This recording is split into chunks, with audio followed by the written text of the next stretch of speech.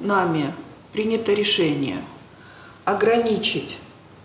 регулярное и чартерное авиасообщение, осуществляемое из российских международных аэропортов в аэропорты Турецкой Республики и в обратном направлении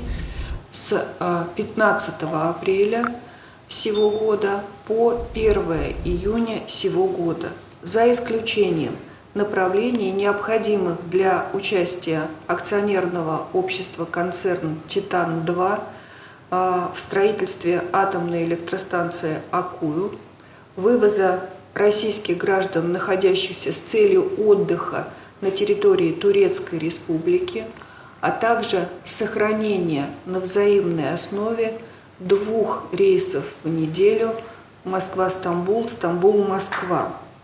Кроме того, туроператорам рекомендовано приостановить реализацию туристического продукта на территорию Турецкой Республики, с территории Российской Федерации также